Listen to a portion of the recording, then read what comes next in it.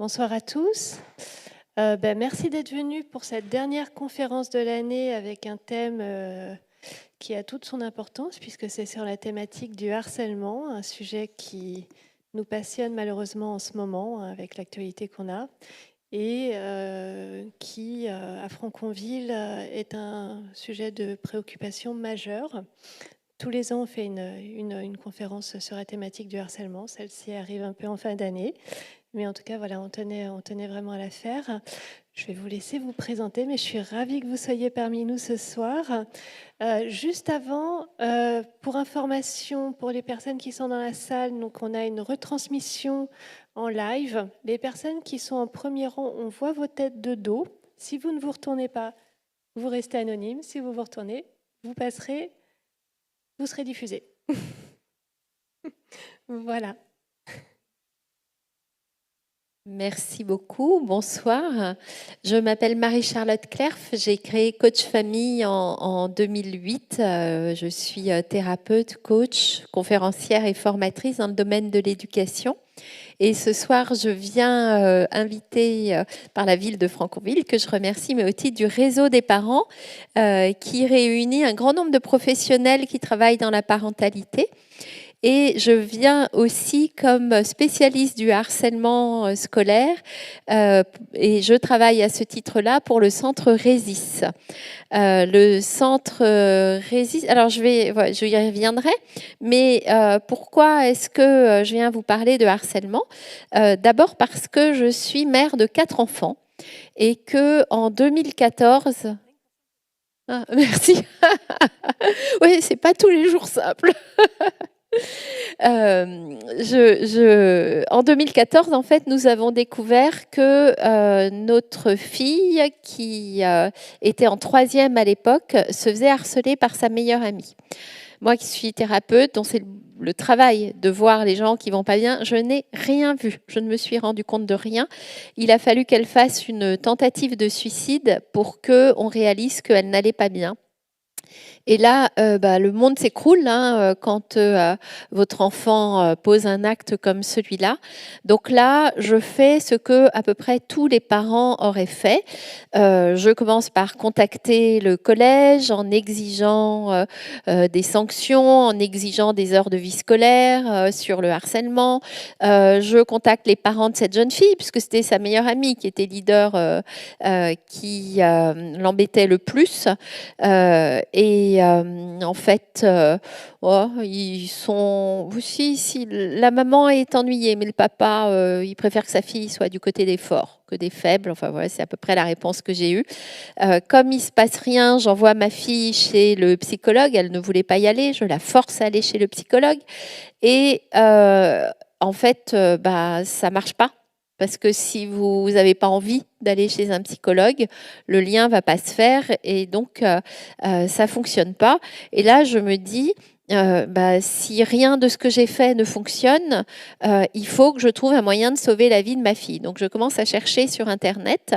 Je veux trouver les meilleurs en matière de harcèlement. Je veux aider ma fille, je veux la sauver. Et donc, sur Internet, je tombe sur 2 personnes que je trouve particulièrement remarquables. La première s'appelle Jean-Pierre Bellon, mais lui, il s'occupe des harceleurs. Et pour tout vous dire, moi, c'est le cadet de mes sourcils, de mes soucis, la harceleuse. Moi, ce que je veux, c'est aider ma fille avant tout. Mais quand même, dans un coin de ma tête, c'est intéressant ce qu'il fait, dans les écoles en particulier. Et puis, je tombe sur Marie Cartier, qui, elle, est thérapeute et qui reçoit des jeunes qui se font harceler. Et je décide d'aller me former avec elle. Et je ne la lâche plus depuis 2014. Je la suis. Donc, j'ai pu aider ma fille. J'aide au quotidien des ados et des enfants qui se font harceler, que je reçois dans mon cabinet. Mais je travaille avec elle et avec Jean-Pierre Bellon, qu'elle a rencontré un petit peu après que moi je l'ai découvert et avec qui elle s'est associée pour créer le Centre Résis. Et donc aujourd'hui, au quotidien, je travaille avec le Centre Résis qui intervient à la demande du ministère de l'Éducation nationale dans les établissements scolaires pour former les équipes, pour qu'ils repèrent et qu'ils prennent en charge les enfants harcelés et les harceleurs. Donc le harcèlement, c'est mon quotidien, vraiment. C'est vraiment ce que je fais tout le temps, d'aller former des équipes, recevoir des enfants et ensuite pouvoir partager auprès des parents. Alors, de quoi parle-t-on quand on parle de harcèlement scolaire? De combien d'élèves parle-t-on aussi? On parle, toutes les enquêtes qui sont faites disent à peu près 700 000 jeunes par an concernés par le harcèlement scolaire. Mais 700 000 jeunes, c'est un instant T. Si je fais une enquête aujourd'hui sur toutes les écoles de France, je trouverai 700 000 jeunes. Il y a eu une enquête le 9 novembre dernier, je pense. J'ai pas les retours encore, mais je pense que les chiffres doivent être à peu près cela. Mais si je refais une enquête en mars, j'aurai 700 000 jeunes et ça sera pas forcément les mêmes. Certaines situations se seront résolues, d'autres auront démarré. Donc on voit bien qu'en réalité, c'est bien plus que 700 000. On pense que ça concerne à peu près 1 million de jeunes par an. Donc c'est énorme et ça concerne tous les types d'établissements, les établissements publics, les établissements privés, les établissements dans les zones d'éducation prioritaire. Il n'y a pas un type d'établissement où il n'y ait pas de jeunes qui soient concernés par ces situations.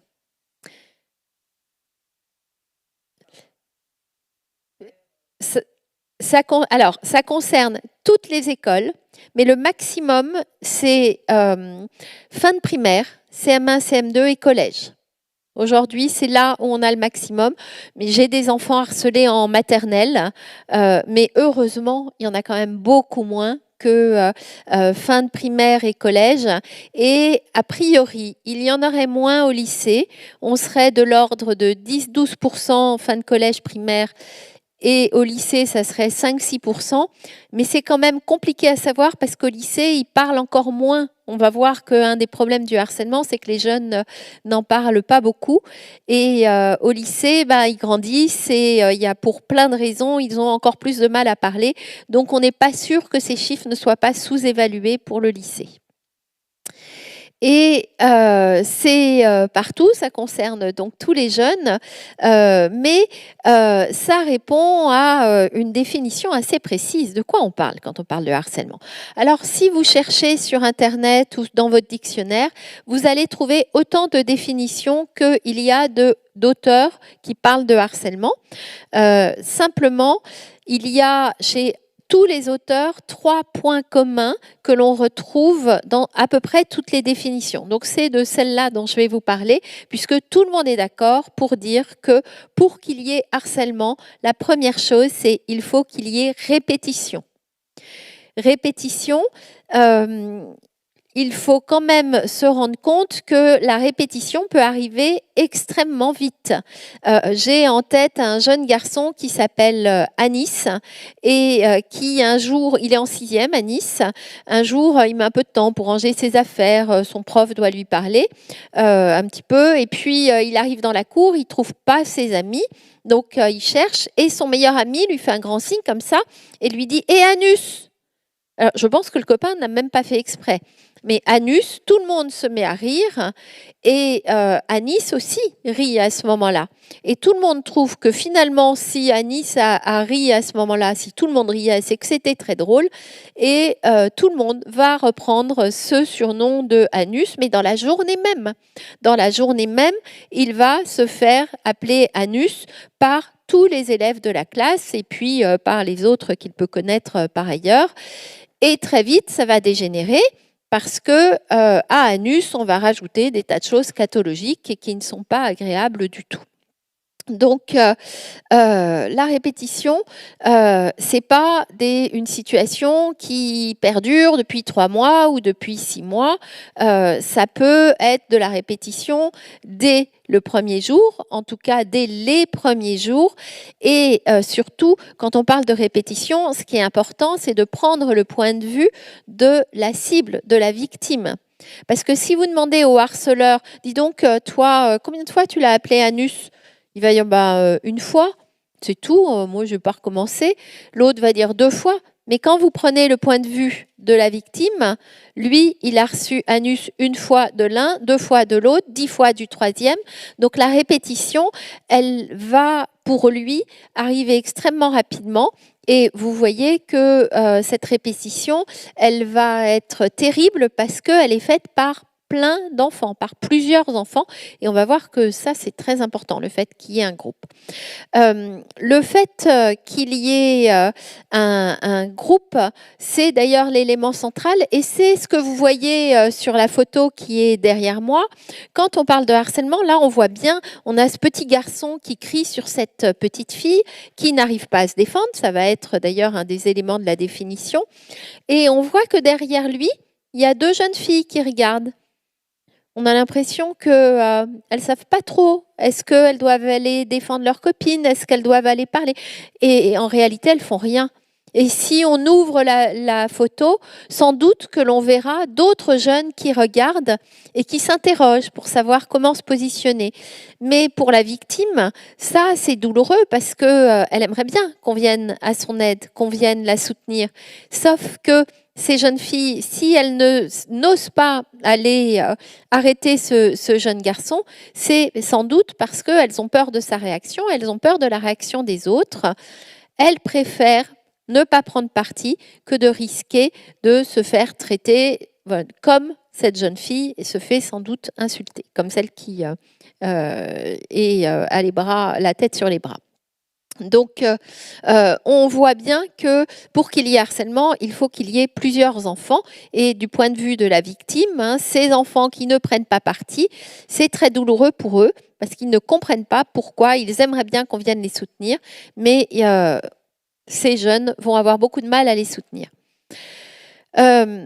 Deuxième élément qu'il y a dans la définition du harcèlement, c'est ne pas réussir à se défendre. Et en effet, ces enfants qui sont concernés, très souvent, ils essayent des choses. Au début, Anus, quand il a entendu ce surnom-là, Anis, il s'est mis à rire. Et puis, il s'est dit, c'est le meilleur moyen de me défendre que de rire. Et puis, se sont ajoutés des mots scatologiques. Et là, il a dit, non mais, les mecs, là, c'est pas sympa, arrêtez, ça me fait plus rire du tout. Mais tout le monde a continué à rire. Donc, il s'est un peu énervé. Il a dit, mais arrêtez, mais vous êtes vraiment... Enfin, puis il a sans doute dit des gros mots en disant, c'est dégueulasse, vous n'avez pas le droit de dire ça.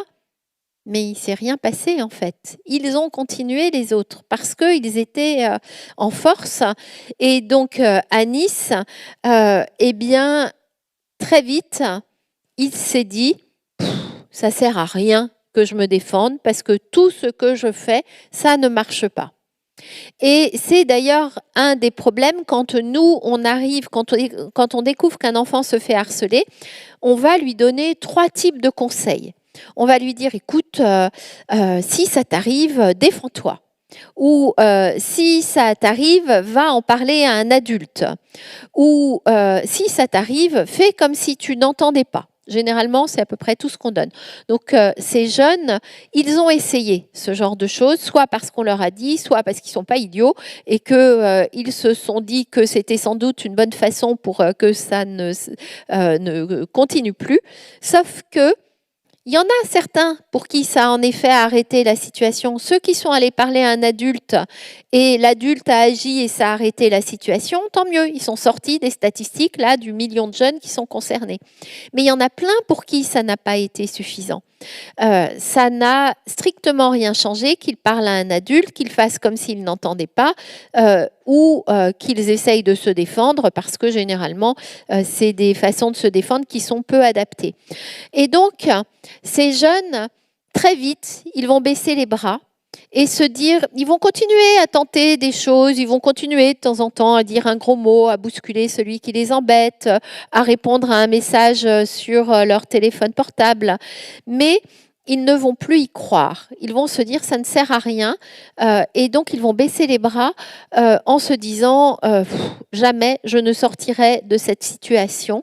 Et dans ces cas-là, on commence déjà à voir des jeunes qui sont abîmés et qui sont touchés par ces situations douloureuses qu'ils sont en train de vivre.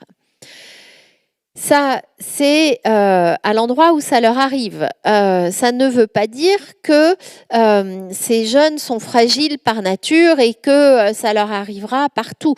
Mais à l'endroit où ça leur arrive, en fait, ils baissent les bras, ils n'y croient plus. Et la défense qu'ils utilisent sont souvent peu efficaces. Et puis, il y a un troisième élément dans cette définition, c'est le rapport de force. Dans toute définition de harcèlement, on va vous dire il y a un rapport de force. Et en effet, il ne s'agit pas de deux enfants qui ont la même force. Vous savez, des enfants qui se retrouveraient pour travailler ensemble et chez vous, et ça se passe mal, alors ils se bagarrent, et ils ont à peu près la même force. Il y en a un une fois qui gagne, l'autre la fois d'après qui gagne. Voilà, ils ont à peu près des forces équivalentes. Là, en matière de harcèlement, le rapport de force est disproportionné. Pourquoi ? Eh bien parce que, c'est ce que je vous expliquais, il y a des jeunes qui vont très vite prendre parti et qui vont se positionner physiquement du côté de celui qui harcèle ou du côté de celui qui prend un peu le lead, soit en étant de son côté et en attaquant également, soit en ne prenant pas part, en étant neutre. Mais ça, du point de vue de la victime, être neutre, c'est perçu comme une trahison et c'est perçu comme être contre nous. Pourquoi tu viens pas m'aider? Pourquoi est-ce que tu restes comme ça? Pourquoi est-ce que tu ne viens pas à mon secours? Donc le rapport de force, il va se mettre en place et il va se mettre en place souvent assez rapidement. Et plus on va tarder pour traiter ces situations, et plus le rapport de force va augmenter, parce que au début, le jeune qui se fait attaquer, ça va, il a des copains, donc il se remet parce que ses copains sont de son côté, mais petit à petit, il va se rendre compte qu'il y a de plus en plus de jeunes et de copains qui le laissent tomber, et il va être de plus en plus isolé. Et quand on arrive à un jeune qui est complètement isolé, c'est souvent que le rapport de force a déjà bien fait a bien agi, et on a ce jeune qui n'arrive pas, qui de toute façon n'osera pas se défendre parce qu'il se dit que face à lui, il y a un groupe et qu'il n'arrivera pas à faire face à ce groupe. Pardon. Donc ça, c'est les définitions officielles que vous retrouvez sur le harcèlement. Répétition, ne pas réussir à se défendre, rapport de force. Ces trois éléments prouvent que face à nous, on a un groupe. On va voir que le groupe est extrêmement puissant dans ces situations de harcèlement. Il y a un souci quand on parle de harcèlement scolaire, c'est l'utilisation de ce mot harcèlement. Nous sommes le seul pays au monde à utiliser le même mot pour parler de harcèlement scolaire et parler de harcèlement moral, harcèlement sexuel, harcèlement de rue. On utilise un mot qui est identique pour des réalités qui sont toutes différentes. Quand je parle de harcèlement de rue, je suis face à quelqu'un que je ne connais pas et que, a priori, je ne reverrai jamais. Quand je parle de harcèlement scolaire, je suis face à quelqu'un que je connais et que je vais revoir tous les jours à chaque fois que je vais à l'école. Donc, on a des réalités différentes, et quand on utilise le même mot pour parler de réalités différentes, le problème, c'est qu'on va se dire, eh bien, nous allons trouver une solution pour traiter le harcèlement, et on va vouloir appliquer les mêmes solutions sur le harcèlement scolaire, sur le harcèlement moral, sur le harcèlement sexuel, sur le harcèlement de rue. Et donc là, on va être tout sauf efficace, parce qu'on ne peut pas traiter des choses qui sont extrêmement diverses et différentes de la même façon. Donc, quand on parle de harcèlement scolaire, il faut faire très attention. On parle vraiment de ces spécificités dont je vous ai parlé et pas du reste. Et juste pour, si vous voulez savoir comment on dit en anglais, alors j'ai un très mauvais accent anglais, mais en anglais, par exemple, le harcèlement moral, on parle de harassment. Et quand on parle de harcèlement scolaire, on va parler de bullying ou de mobbing. On ne parlera pas de harassment. Donc, quand on parle de harcèlement, attention, parce qu'on risque d'avoir des outils qui risquent d'être peu appropriés. Alors quand je dis nous, c'est le centre Résis. Nous préférons le terme de intimidation scolaire. Quand on parle d'intimidation scolaire, on fait pas la différence, on fait pas on ne mélange pas avec harcèlement sexuel, harcèlement de rue. On parle vraiment d'intimidation scolaire. Et quand je parle d'intimidation scolaire, eh bien, vous entendez dans le mot intimidation qu'il y a de la peur. Quand je parle de quelqu'un qui se fait intimider, on sent bien qu'il y a de la peur. Et ça, c'est la réalité du harcèlement scolaire.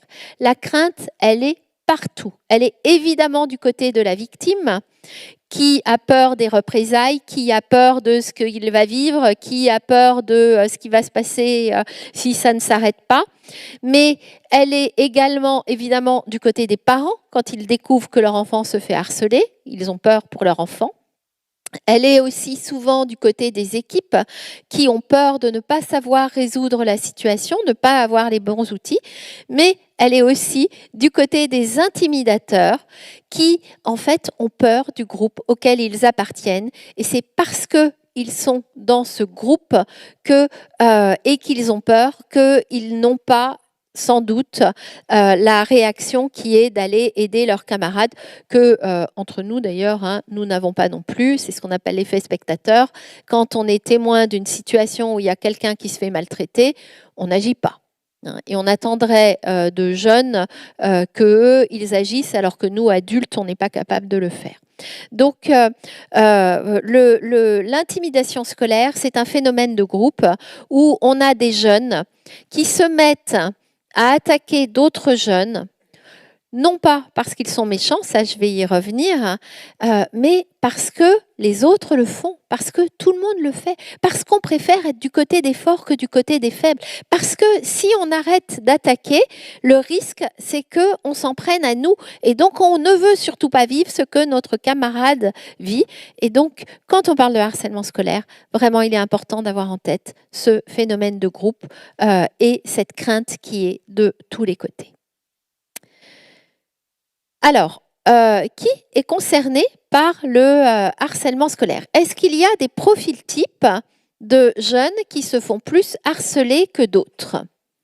Généralement, quand je pose cette question, je suis sûre que dans votre tête, vous avez des réponses et que vous avez en tête des types de jeunes qui se font plus harceler que d'autres. Vous avez en tête, vous voulez dire?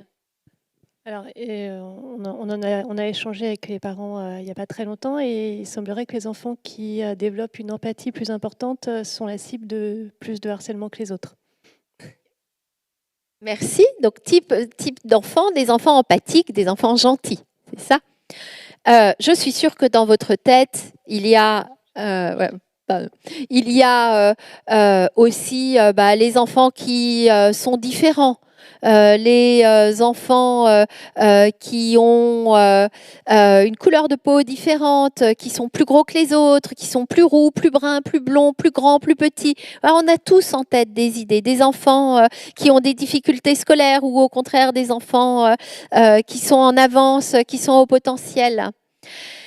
Et pourtant, dans la réalité de ce que nous constatons au quotidien, ce que moi je constate dans mon cabinet, c'est que non, il n'y a aucun enfant, aucun profil d'enfant plus concerné que les autres. J'ai essayé de faire un profil type. Ça serait tellement simple. S'il y avait un profil type d'enfant, on se dirait, OK, on repère cela et on va aller les aider, on va aller les outiller pour que ça ne leur arrive pas. Mais non, ça ne se passe pas comme ça. Dans mon cabinet, j'ai absolument tout type d'enfants. Je suis incapable de vous dire qu'il y a un enfant, qu'il y a plus d'enfants de tel type ou de tel autre. Ça, c'est la première chose. Mais surtout, quand je dis on se fait harceler parce qu'on est plus empathique ou plus gentil, en fait, je mets une part de responsabilité sur la tête de l'enfant à qui je dis ça. Je vous explique. Est-ce que vous, aujourd'hui, fin décembre 2023, vous pourriez dire bon, elle s'est faite violer, mais évidemment, c'est parce qu'elle avait une jupe courte. Est-ce que c'est entendable ça? J'espère que non. J'espère que dans votre tête, vous vous dites non, c'est pas possible. Peu importe la façon dont cette jeune femme était habillée, elle est la victime. Le seul qui doit être puni, c'est le violeur. Que cette jeune fille ou cette jeune femme soit habillée en jupe, en pantalon, en maillot de bain, peu importe, elle n'a rien fait de mal, elle est la victime. De la même façon, quand on parle de féminicide, est-ce que ça viendrait à l'idée de quelqu'un de dire évidemment que son mari l'a assassinée, t'as vu le tempérament qu'elle avait? Non, mais elle était chiante, elle était épouvantable. Non. Il y a d'autres façons de mettre fin à un mariage, bien heureusement. Peu importe le tempérament de la femme. Le féminicide, c'est le mari est devenu un assassin, peu importe ce que cette femme avait comme type de caractère et ce qu'elle faisait.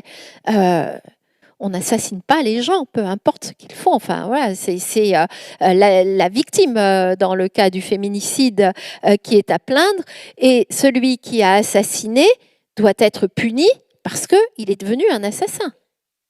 Donc, on accepte que dans les cas de féminicide, dans les cas de viol, on ne dise pas « Ah, mais c'est parce qu'elle avait une jupe courte » ou « C'est parce qu'elle était pénible que ça lui est arrivé », parce qu'on sait bien que si on dit ça, on met une part de responsabilité sur sa tête.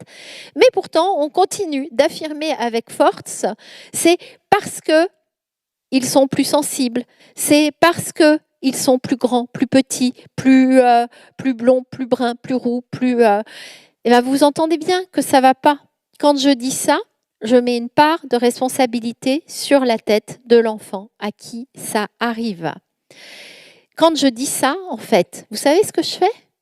Je reprends le discours des intimidateurs. Parce que c'est ce que les intimidateurs lui disent à l'enfant. Oui, mais toi, c'est parce que tu n'es pas comme nous. Oui, mais toi, c'est parce que tu es différent de nous qu'on s'attaque à toi. Ouais, mais toi, tu es bizarre.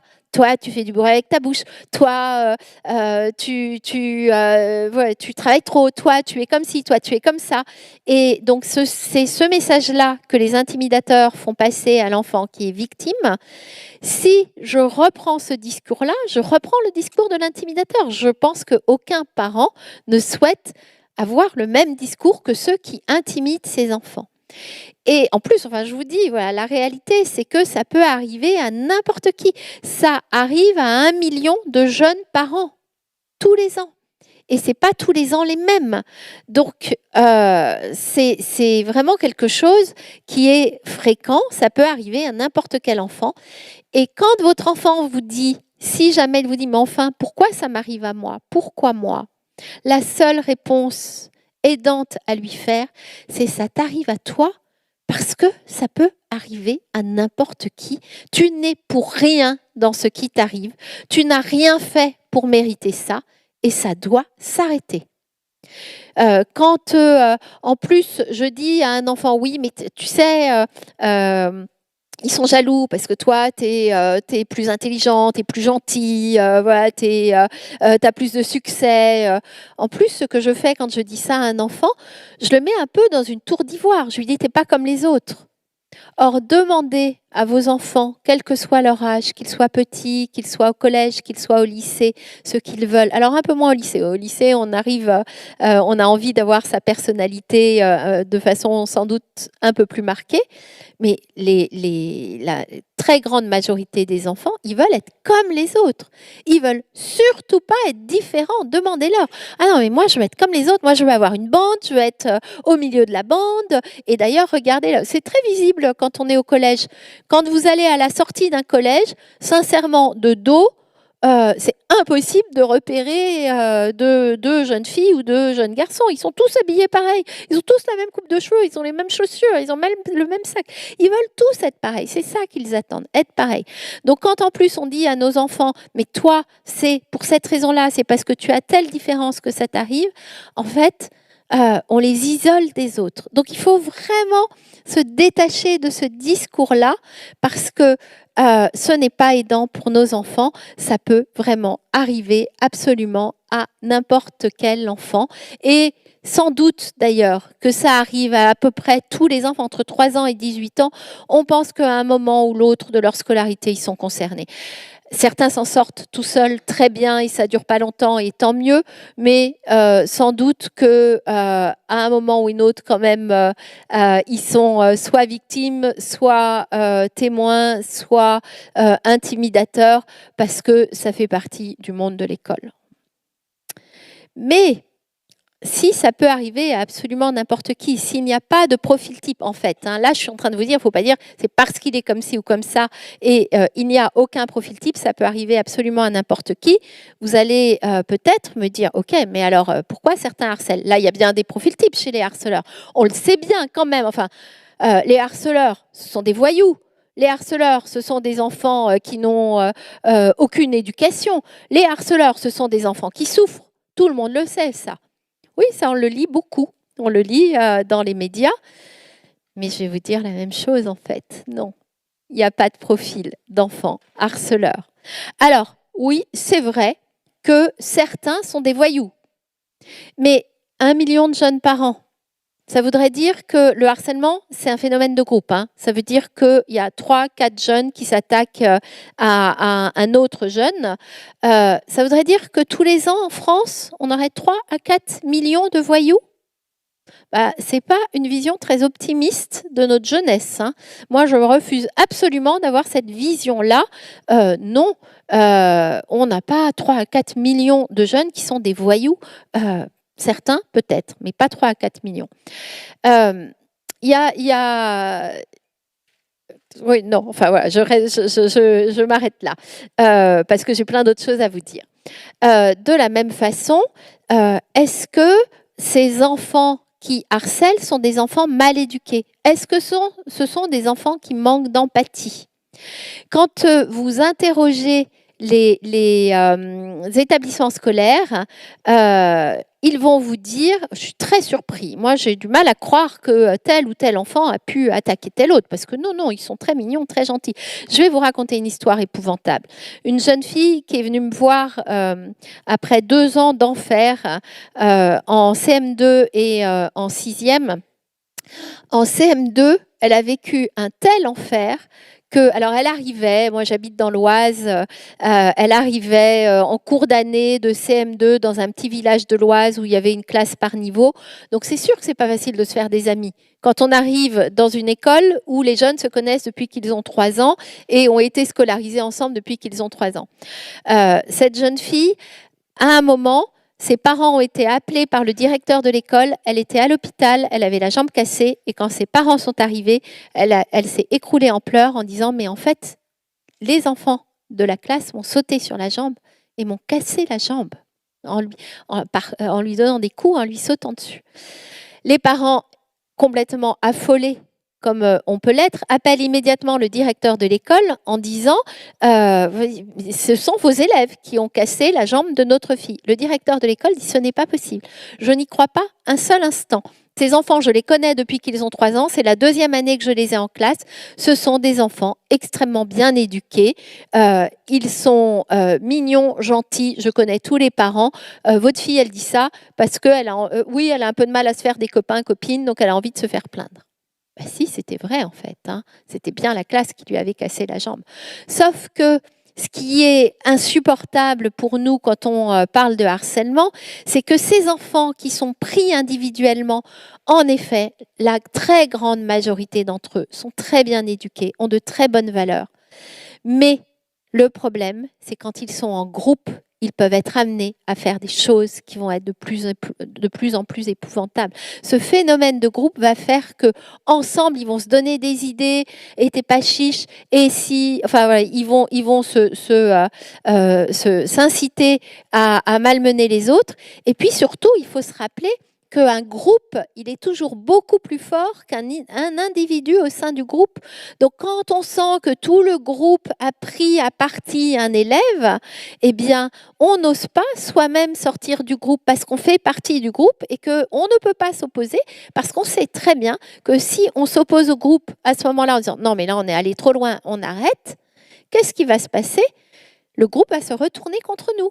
Et dire, ouais, alors comme ça, t'es devenu timide, t'as peur de quoi? Non, mais et en fait, ça risque de se retourner contre eux. Donc les enfants, ils veulent vraiment pas. Ils savent ce que leurs camarades vivent. Ils veulent pas que ça se retourne contre eux. Donc ils sont pris dans ce phénomène de groupe, dans lequel c'est très étudié le phénomène de groupe. On fait comme les autres.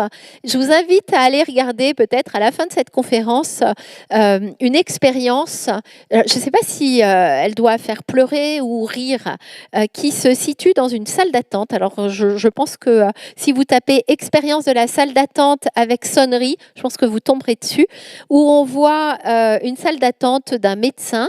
Il y a des gens qui sont assis, des adultes qui sont assis, qui ne se connaissent pas, et tout le monde est au courant de ce qu'il doit faire. Il y a sauf un cobaye, une jeune femme qui est un cobaye.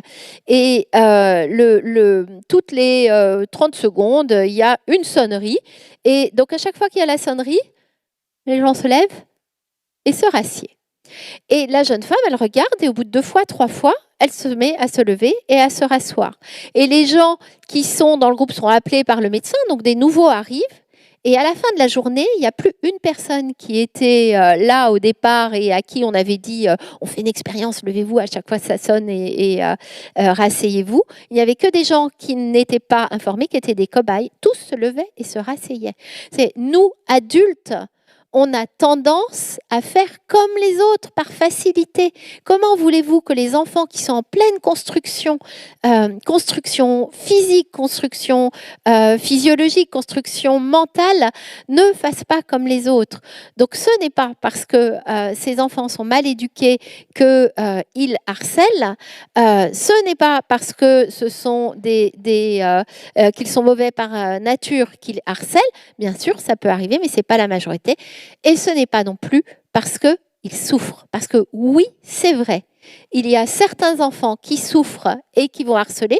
Il y a aussi certains jeunes qui ont été harcelés et qui se disent que le meilleur moyen de ne plus l'être, c'est d'attaquer. Donc oui, bien sûr, ça arrive. Mais les enfants qui harcèlent, c'est parce qu'ils font partie du groupe et non pas parce qu'ils sont en souffrance. Je vous laisse juste imaginer l'horreur que c'est pour un enfant qui est harcelé de s'entendre dire « Oui, mais tu comprends, celui qui t'embête, il t'embête parce que en ce moment, son papa et sa maman ont des problèmes, divorcent, son papa n'a pas de boulot, sa maman est très malade. » Pour celui qui est en train de vivre un enfer, on est en train de lui expliquer que celui qu'il maltraite, il a un peu raison de le faire en fait, parce qu'il ne va pas bien. Alors oui, il y a des enfants qui ne vont pas bien et qui en maltraitent d'autres. Pour autant, ça n'excuse rien. S'ils ne vont pas bien, ils doivent être pris en charge, c'est évident, ils doivent être entendus, ils doivent être accompagnés, ces enfants. Mais pour autant, la seule chose à dire à ces enfants, mais peu importe ce que tu vis chez toi, tu n'as pas à maltraiter cet autre enfant, c'est de la maltraitance. Ça ne se fait pas. On est dans un monde où on doit se respecter. Et donc, de la même façon qu'on ne cherche pas de profil type chez les enfants harcelés, on ne va pas en chercher chez les enfants harceleurs parce que ça peut arriver à tout le monde. Ils sont pris dans un phénomène de groupe et ils vont faire comme les autres pour pas être à leur tour pris comme cible ou parce que les autres le font, parce que c'est plus facile, parce qu'on ne se pose pas la question de est-ce que ça fait du bien ou est-ce que ça fait du mal. Alors, une fois que ceci est dit, maintenant, il faut essayer de comprendre pourquoi il y a si peu d'enfants qui n'en parlent pas. Parce que il y a des enquêtes qui prouvent, j'ai été très surprise. Il y a un an, moi, je pensais qu'en primaire, je disais, quand j'arrivais dans les écoles primaires, je disais, vous avez de la chance, vous, parce que les élèves, ils parlent plus en primaire. Oui, ils parlent plus, mais ils parlent pas tous. J'ai lu une enquête il y a un an qui disait que 60% des enfants de primaire qui se faisaient harceler n'en parlaient à personne. Donc, il y a beaucoup d'enfants qui n'en parlent pas. Pourquoi est-ce qu'ils n'en parlent pas? Ils n'en parlent pas parce qu'ils vivent deux émotions très fortes, la peur et la honte. De quoi ont-ils peur? Ils ont peur des représailles. Évidemment, quand quelqu'un les embête, les intimide et leur dit « si tu en parles, ce sera pire » ou « si tu en parles, on s'attaquera à ta petite sœur », ils ont peur de ça. Ils ont peur aussi parce qu'ils savent très bien que si leurs harceleurs sont sanctionnés, ils risquent de se venger. On le sait, dans à peu près 75% des situations, un jeune qui se fait punir parce qu'il en a harcelé un autre, soit lui va se venger, soit le reste de la classe va trouver ça très injuste et va se venger contre l'élève qui était déjà harcelé. Donc les jeunes, ils le savent très bien, donc ils ont peur de ça, ils ont peur des représailles. Ils ont peur aussi de la réaction des adultes. Ils ont très peur qu'on leur donne ces conseils à l'emporte-pièce qui sont « défends-toi, parle-en à un adulte, fais comme si tu n'entendais pas », qu'ils ont pour la plupart déjà essayé et qui n'a pas fonctionné. S'entendre donner un conseil qu'on a soi-même testé, c'est contre-productif. Dans la tête du jeune qui s'entend dire défends-toi ou fais comme si tu n'avais pas, comme si tu n'entendais pas, alors qu'ils ont essayé, soit ils vont se dire mais cet adulte est complètement idiot en fait, il me conseille des trucs que j'ai déjà essayé et il va arrêter de vous parler, soit il va se dire ah ouais, ça aurait dû fonctionner, avec moi ça n'a pas marché, je suis vraiment nul et ça a plus un effet où il va se sentir encore plus nul et son estime de lui va encore plus baisser. Donc, ils ne veulent pas entendre ce genre de conseils. Ils ne veulent pas entendre « mais pourquoi tu n'en as pas parlé ? Mais pourquoi tu n'as pas fait ci ? Pourquoi tu n'as pas fait ça ?» Parce qu'ils vont se sentir accusés, mais ils n'en ont pas parlé parce qu'ils n'ont pas réussi à en parler, parce que c'était trop lourd pour eux. Et quand ils vous en parlent, il faut leur dire « merci de m'en parler ». On va voir ce qu'on peut leur dire, mais il faut beaucoup les remercier parce qu'il faut un grand courage pour oser parler de ces situations qui sont très douloureuses. Ils n'en parlent pas non plus parce qu'ils ont peur que si... je vous passe la parole juste après. Ils ont peur que s'ils vous en parlent à vous, parents, vous appeliez immédiatement l'école en exigeant qu'il y ait des sanctions, qu'il y ait des choses qui soient mises en place. Et ils savent que dans ces cas-là, il y a un risque de représailles. Et là, s'il y a des représailles, ce sera des représailles qui seront telles qu'elles ne seront pas punissables. Par exemple, on fera courir une rumeur sur votre enfant. Donc ça, comment voulez-vous punir ça? Ou ceux qui harcèlent vont envoyer d'autres harceler à leur place, comme ça, ils seront pas sanctionnables. Et donc, ça sera encore pire pour un enfant qui se dira « j'en ai parlé une fois, pas deux », et qui va vivre de plus en plus un enfer et qui osera encore moins vous en parler. Oui, vous vouliez... Alors, je vais juste vous donner le micro, parce que comme il y a des gens qui... Ah oui, qui sont sur... écoute, ils ne vont pas vous entendre. Est-ce que s'ils viennent nous en parler, ça peut être aussi qu'on n'a pas entendu, qu'on n'a pas compris? Oui, bien sûr. Ça peut être que et ils n'ont pas envie d'entendre. Oui, enfin, c'est des gamineries, c'est des trucs de cours de récréation, ça passera. Il y a une époque où on disait même, il n'y a pas si longtemps que ça, nous, en France, on parle de harcèlement scolaire depuis 2012. Ça fait à peine plus de 10 ans. Les pays du Nord, ça fait plus de 40 ans qu'ils en parlent. Donc, dans les années 2010, les professionnels à qui on parlait de ça disaient « mais il faut que les enfants passent par là, ça forge leur caractère ». Vous imaginez ? Donc, ces maladresses qui sont « c'est pas grave, c'est rien du tout », ou enfin écoute, t'en verras d'autres, en fait, c'est très douloureux pour eux. Donc, il y a un moment où ils n'osent pas venir vous en parler parce qu'ils se disent que vous risquez de leur redire la même chose. Ils n'en parlent pas non plus parce qu'ils savent qu'ils ne sont pas tout blancs. Et ça, c'est quelque chose d'extrêmement important. Ils baissent les bras. Très rapidement, ils ont essayé un certain nombre de choses qui n'ont pas fonctionné, donc ils n'y croient plus, mais quand même, souvent, ils vont essayer de se défendre. Parfois, la situation monte tellement, ils n'en peuvent plus, qu'ils explosent. Et ils savent qu'à un moment, au moins une fois, ils ont fait quelque chose qu'il ne fallait pas faire. Parfois, c'est eux qui ont commencé. J'ai accompagné un jeune garçon qui me raconte qu'un jour, très énervé, il dit à un garçon de sa classe, « De toute façon, ta sœur, c'est qu'une sale pute. » Et là, il y a toute la classe qui entend. Et ce garçon et toute la classe disent « Mais c'est pas possible, tu peux pas parler de ma sœur comme ça. » Et la classe se met du côté de ce garçon-là en disant « En effet, c'est insupportable, t'as pas le droit de traiter les filles comme ça. » Et lui, qui a commencé par dire ta sœur c'est une sale pute, c'est lui qui vit du harcèlement. Ça se retourne contre lui. Tout le monde l'insulte, on le frappe, il vit des trucs qui sont vraiment difficiles. Lui, il n'ose pas en parler parce qu'il sait que s'il en parle, on va lui dire mais enfin, pourquoi est-ce que tu as insulté sa sœur? C'était quand même pas très malin. Et donc ils ont peur qu'on leur reproche d'avoir fait quelque chose. Ils ont peur, ces jeunes, rappelez-vous. La peur, elle est mauvaise conseillère. Ils ont des stratégies qui sont absolument contre-productives quand ils ont peur. Ils se disent, moi, j'ai pas de copains, eh ben, je vais, pour me faire des copains, je vais aller les bousculer. Je vais aller les embêter, je vais attraper le ballon et comme ça, ils seront obligés de jouer au ballon avec moi. Ils ont des stratégies qui sont complètement contre-productives parce qu'ils sont morts de peur, ils ont vraiment très peur.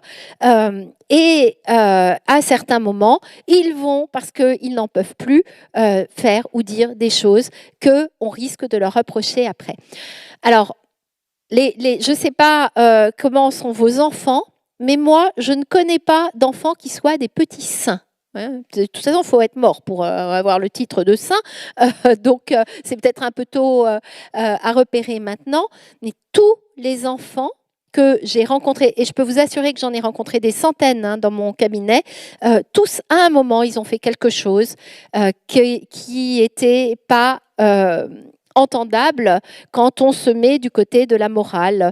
On les a insultés, ils ont répondu par une insulte, ou ils ont donné un coup de pied, ou ils ont essayé de se défendre, ou ils ont essayé des choses. Et donc, ils veulent surtout pas qu'on leur dise « Oui, mais enfin, toi, tu as vu la façon dont tu te comportes, mais si tu ne te comportais pas comme ça, ça se passerait différemment, c'est insupportable. » J'ai un jeune aussi qui était, quand je l'ai reçu, vraiment, il était à la limite, il était à quelques jours près, je pense qu'il faisait une tentative de suicide, ce garçon. Je ne pense pas, je suis sûre, il me l'a dit. Ce garçon, il se faisait taper tous les jours à midi, il se faisait frapper par un groupe de jeunes qui faisait en sorte que personne ne voit parce qu'ils protégeaient de leur corps. Enfin, c'est une situation complexe. Et il allait en parler, il en a parlé dans ce collège à tous les adultes. Les adultes lui disaient « Oui, mais enfin, toi, tu as vu comment tu te comportes? Tu dis des gros mots, c'est insupportable, arrête de dire des gros mots. En classe, enfin, tu arrêtes les profs, tu embêtes les élèves, tu interromps les profs quand ils parlent, tu copies, enfin, comporte-toi mieux. » Donc, ce jeune, il a arrêté d'en parler. La seule solution qu'il avait trouvée, c'était de mettre fin à ses jours parce que les adultes lui disaient « Ce que tu fais, c'est pas bien. » Ils ne veulent pas entendre ça. Ne leur dites pas ça. Ils ont peur d'entendre ça. Et enfin, alors, voilà, ils ont peur de passer pour des minables, pour passer pour des minus. Donc, il y a plein de peurs derrière. Peur d'être traité de poucave, de balance. Si jamais ceux qui me harcèlent savent que j'en ai parlé, en plus de vivre l'enfer, on va en plus me traiter de balance et ça va être pire pour moi. Et ils ont honte. Ils ont honte que ça leur arrive à eux. Ils considèrent, à force d'entendre « Oui, mais toi, c'est parce que tu es comme ci ou comme ça », à force d'entendre ça, ils considèrent que c'est en partie de leur faute. J'ai accompagné une jeune fille qui avait les mêmes doigts que moi. On a comparé nos mains, nous avions les mêmes doigts. Alors, je n'ai pas des doigts de pianiste, mais pour autant, je ne considère pas que je suis un monstre. Elle est venue me voir en me disant « Parce que j'ai des doigts boudinés ». Elle suppliait ses parents de lui payer des séances chez le chirurgien esthétique pour se faire limer les doigts, parce qu'elle disait à ses parents, mais comment, alors voilà, la seule chose c'est qu'elle en a parlé à ses parents, comment est-ce que vous avez pu donner naissance à un monstre comme moi? C'est pas normal, je suis un monstre, je ne devrais même pas être en vie. Donc, ces enfants, donc ça c'est un excès, hein, mais tous ils ont honte. Tous, ils finissent par donner raison à leurs harceleurs qui leur disent « Bah ouais, mais toi, on s'attaque à toi parce que t'es bizarre, t'es pas comme nous, toi t'es une sans-amie, toi t'as besoin d'aller chez le psy, toi tu réponds bizarrement. » Et donc, ils finissent par se dire qu'en effet, ils sont bizarres, différents, et ils ont honte. Et donc, quand on a honte, eh ben, la seule chose qu'on cherche à faire, c'est disparaître. On n'en parle pas. On préfère ne pas en parler, devenir tout petit, essayer de disparaître. Et puis, il y en a certains qui ne parlent pas parce qu'ils ne se rendent pas compte, en fait, que c'est du harcèlement. Ça fait tellement longtemps. Ils n'ont vécu que ça depuis qu'ils sont à l'école, en fait. On n'est pas sympa avec eux. Donc, ils ne réalisent pas que ce qu'ils vivent n'est pas normal. Et il y a une forme de déni. Ne pas le dire, c'est ne pas le faire exister. Donc, je préfère être dans le groupe où je me fais maltraiter que risquer d'être isolée et d'être traitée de bébé, de faibles, de fragiles. Voilà. Donc, ils ont plein de raisons pour ne pas en parler. Et donc, comme ils n'en parlent pas toujours, il faut qu'on ait des signes pour repérer ce qui peut nous permettre d'aider nos enfants et ce qui pourra les aider, eux, à s'en sortir. Là, je vous ai mis quelques signes, mais je vais en détailler d'autres. Il y a les symptômes physiques, les insomnies, les maux de tête, les maux de ventre, en particulier le dimanche soir ou le lundi matin ou à la fin des vacances scolaires. Et le vendredi, vos enfants, ils vont bien. À la veille des vacances scolaires, ils vont bien. Là, on arrive à la fin des vacances scolaires. Si vos enfants, ils ont eu mal à la tête depuis la fin des vacances et que tout d'un coup, ça va beaucoup mieux, peut-être que c'est un signe qui doit vous interroger. Alors, ce qui est très compliqué avec le harcèlement, c'est qu'il n'y a pas un signe typique du harcèlement. Tous les signes que je vais vous dire, ça peut être lié au harcèlement ou à autre chose. C'est peut-être juste qu'ils n'aiment pas l'école, c'est peut-être juste que l'école, c'est trop difficile pour eux, alors les vacances, c'est mieux. Voilà. Mais s'il y a plusieurs signes, ça vaudra le coup de discuter avec vos enfants. Des enfants qui étaient propres, qui redeviennent énurétiques, des enfants qui dormaient bien, qui font des cauchemars, qui ont des nuits saccadées, ça peut être la puberté. Ou ça peut être qu'il se passe des choses qui sont très désagréables dans le cadre scolaire. Les symptômes émotionnels, j'ai pas mal de parents qui m'ont dit qu'ils avaient repéré que leurs enfants vivaient quelque chose de difficile parce que émotionnellement, il y avait quelque chose qui avait changé. Tout d'un coup, ils faisaient des crises sans raison. Ils se mettaient à pleurer à un moment qui n'était pas du tout adapté, ou dans leur relation avec leurs frères et sœurs, ils étaient doux comme des agneaux, et tout d'un coup, ils devenaient agressifs. Ou à l'inverse, ils étaient agressifs avec leurs frères et sœurs, là, ils étaient comme chiens et chats, et tout d'un coup, ils se laissaient faire, ils se refermaient comme une huître. Donc, tous ces éléments de comportementaux, cette tristesse, pas quand on les regarde, enfin quand ils savent qu'on les regarde, c'est devant nous, ils sourient pour pas nous inquiéter, mais quand ils sont tout seuls, quand vous les voyez, je sais pas, sortir de table, quand ils marchent, ils savent pas que vous les regardez, vous sentez qu'il y a une tristesse. Ça, c'est des éléments qu'il est important de prendre en compte. Et puis, il y a les symptômes comportementaux. Alors, la plupart du temps, c'est des résultats scolaires qui chutent rapidement ou lentement. Une fois, j'ai eu une jeune fille dont les résultats scolaires ont explosé vers le haut parce qu'elle avait tellement que ça à faire, la pauvre cocotte, qu'elle s'était mise à travailler, mais c'est quand même beaucoup plus rare. Tout ce qui est vol, mensonge, fugue, bien sûr. La façon de se nourrir qui devient excessive dans un sens ou l'autre. La puberté, ça donne faim, donc on peut se mettre à manger plus, mais il y a aussi des éléments qui peuvent faire que on va pas bien, donc on mange beaucoup, ou au contraire, on s'est fait traiter de gros ou de baleine, alors on décide de faire des régimes. Donc la façon dont la nourriture se passe peut être un élément important, mais il y a aussi les absences. vos enfants qui trouvent toutes les raisons pour ne pas aller à l'école, ou qui, s'il y a une infirmerie dans l'école, passe beaucoup de temps à l'infirmerie et vous devez en permanence signer des mots parce qu'ils sont allés à l'infirmerie, à condition qu'ils vous aient pas demandé un deuxième carnet de liaison, qu'ils vous aient pas dit j'ai perdu mon premier carnet de liaison, donne-moi 5 € pour en racheter un deuxième, parce que ça ils sont très forts pour avoir 2 carnets de liaison qui signent eux-mêmes et vous ils vous montrent que ce qu'ils peuvent vous montrer. Ces enfants qui sont en retard, on l'oublie ça souvent, mais les enfants qui se réveillent pas le matin, ça peut être la puberté. Parce qu'ils vivent en décalage horaire, nos enfants. Quand il y a la puberté, ils s'endorment très tard. 8 heures du matin, pour eux, c'est comme s'il était 3 heures du matin. Donc, ils n'entendent pas le réveil, ça peut être lié à la puberté. Mais ça peut être aussi parce que je ne veux pas être dans le bus où il va se passer des choses désagréables. Je ne veux pas attendre devant la porte de l'établissement scolaire que les portes ouvrent parce qu'il se passe des choses désagréables, ou attendre 10 minutes que la cloche sonne. Donc, ils vont être en retard le matin. Ou si vous les amenez en voiture, ils cachent vos clés, ou ils cachent leurs chaussures, ou ils cachent leur cartable pour perdre du temps, pour être sûr d'arriver en retard et de ne pas avoir ces 10 minutes ou quart d'heure à attendre là avant que la cloche sonne.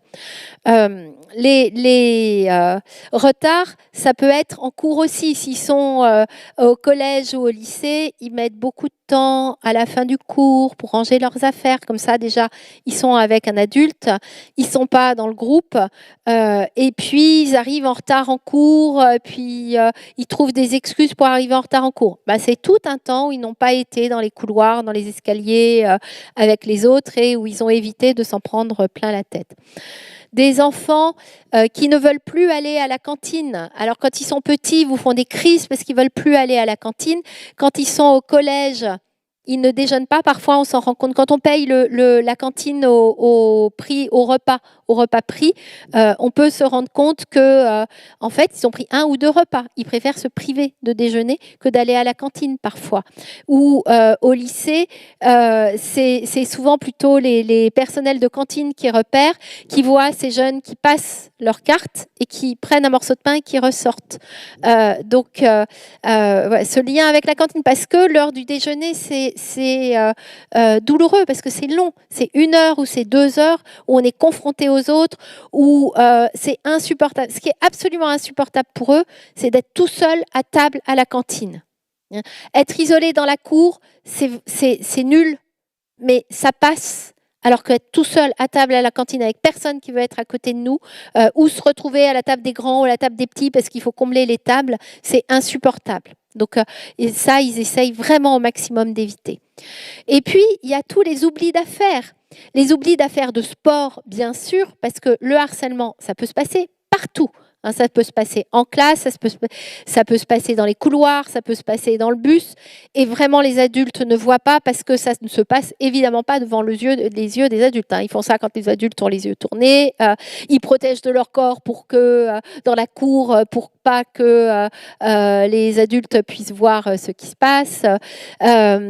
Mais s'il y a un endroit où on est particulièrement fragile, c'est dans les vestiaires. Et d'ailleurs, il y a peu d'adultes dans les vestiaires. Si vous êtes prof de sport homme, vous n'allez pas avoir le droit de rentrer dans les vestiaires des filles, donc, ou l'inverse. Donc, il y a peu d'adultes dans les vestiaires et on se met à nu dans les vestiaires.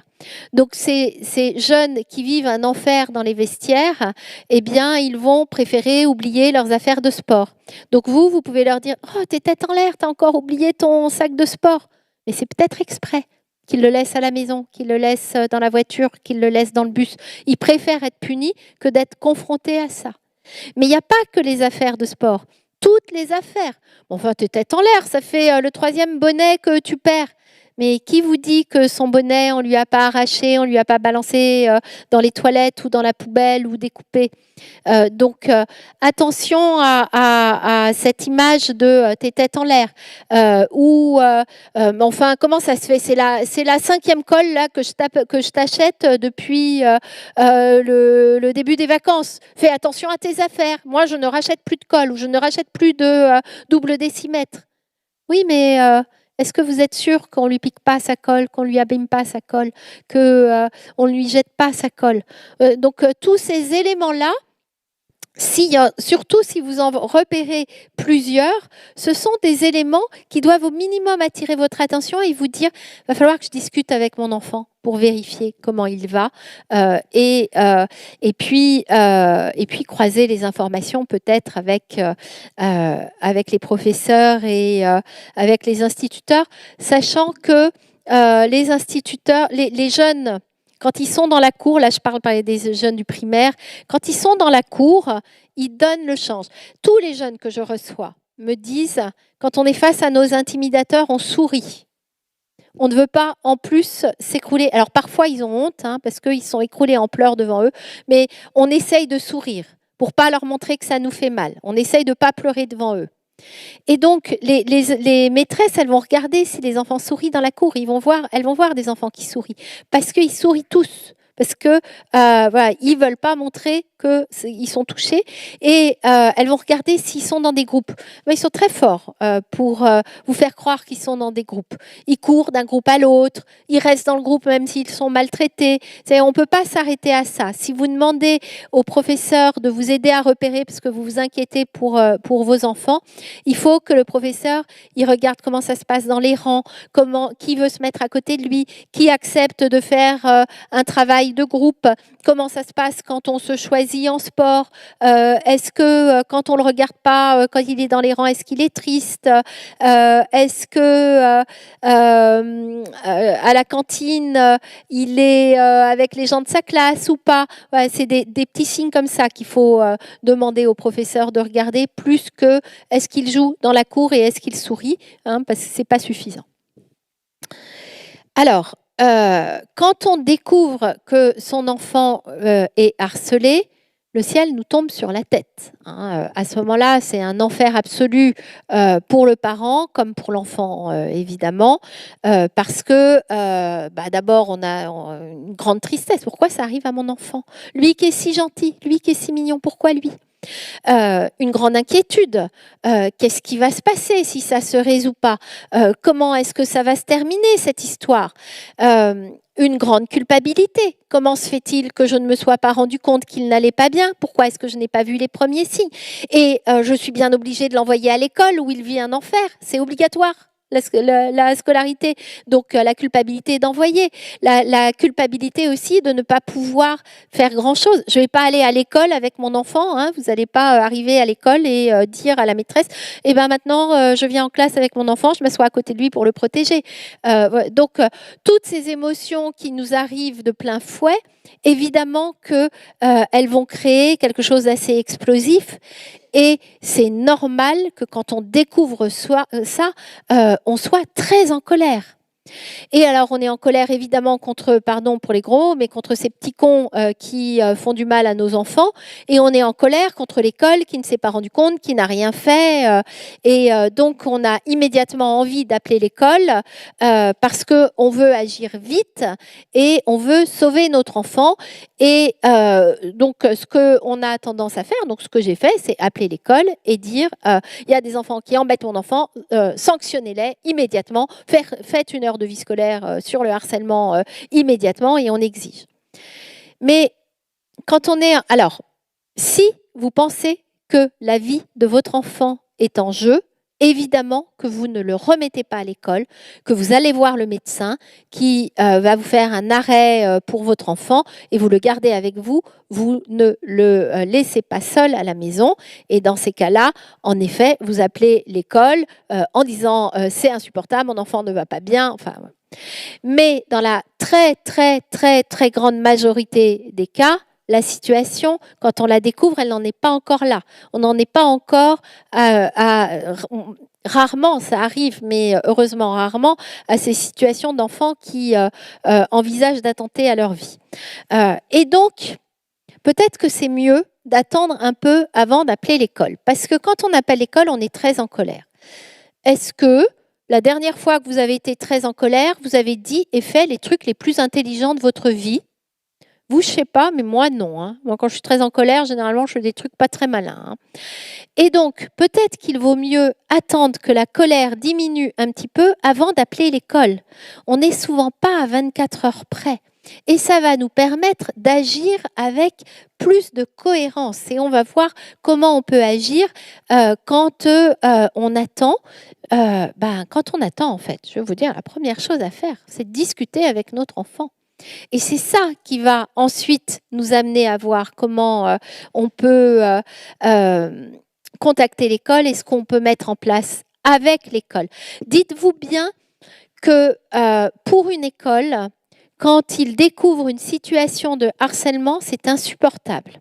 Alors, c'est insupportable à plein de titres. D'abord, c'est insupportable parce que aujourd'hui, il y a une loi qui dit que toute école doit assurer une scolarité sans harcèlement aux enfants qui viennent dans l'école. Et vous avez entendu nos ministres qui parlent de ces lois sur le harcèlement. Enfin, voilà, aujourd'hui, les écoles, elles ont une obligation de prendre en charge les situations de harcèlement scolaire. C'est insupportable humainement aussi, dans vraiment la grande majorité des cas, savoir qu'on a un enfant qui vit un enfer. Moi, je suis au quotidien avec des profs, ça va de la maternelle à des profs de prépa et de BTS, enfin, tout type de profs. Quand ils découvrent qu'un de leurs élèves va mal, la majorité d'entre eux, ça les touche, hein. Et eux, ils veulent que ça s'arrête. Ce sont des humains avant tout, il ne faut pas l'oublier. Et donc, ils ont envie que ça s'arrête. Donc, ils sont très en attente de pouvoir travailler avec vous, parents, et de réfléchir avec vous, parents, à ce qui peut être fait pour que votre enfant aille mieux. Et donc, si vous les appelez en étant un petit peu moins en colère, sans doute qu'ils seront beaucoup moins sur la défensive. Parce que qu'est-ce qu'ils font? Ils se mettent sur la défensive. Quand on les attaque, c'est assez logique, hein. Quand on vous dit « Oui, mais comment se fait-il que vous n'ayez pas vu? Vous êtes complètement nul dans cet établissement, vous ne prenez pas soin des élèves, c'est insupportable. » Et bien, quand on vous dit ça, vous avez tendance à dire « Mais enfin, on ne peut pas être derrière chaque enfant, enfin, comprenez-nous, on essaye de se défendre. Hein. » Et donc, voilà, si vous êtes moins agressif, ils seront plus à l'écoute et vous pourrez mieux travailler ensemble. Qu'est-ce que vous pouvez faire pour aider vos enfants à s'en sortir? On va voir maintenant avec eux et on reviendra sur l'école après.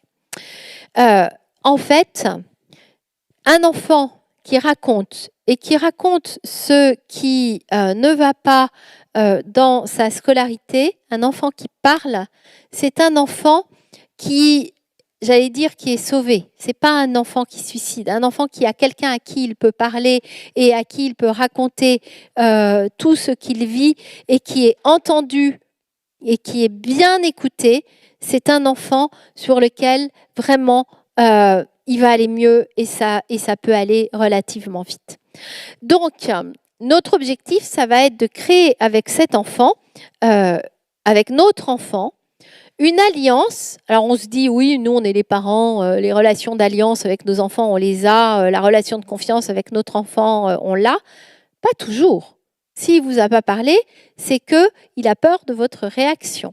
La relation de confiance, elle s'appuie sur plein de petites choses. Elle s'appuie, je vais vous donner un certain nombre d'éléments, mais je pense que c'est intéressant, au-delà de tout ce que je vais vous dire, de aussi se poser la question de quoi je parle avec mes enfants.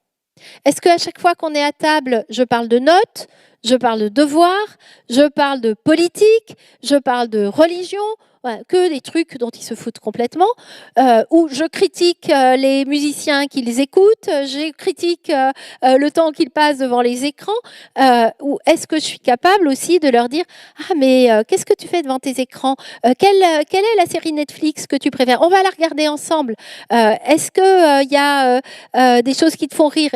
Est-ce que je suis capable de partager sur autre chose que des choses qui ne leur plaisent pas ?» Ça, c'est très important pour créer cette vraie relation d'alliance avec nos enfants et qu'ils osent venir nous parler quand ça ne va pas.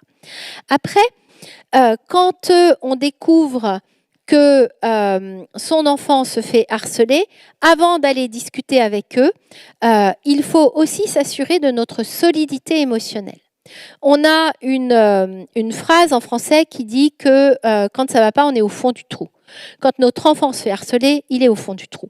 Quand on découvre que notre enfant se fait harceler, on est au fond du trou. C'est absolument naturel. Mais si on reste au fond du trou avec lui, alors on ne pourra pas l'aider, notre enfant. On sera deux au fond du trou. Si ça se trouve, il montera sur nos épaules, il nous laissera tout seul au fond du trou et on ne sera pas la meilleure personne pour l'aider.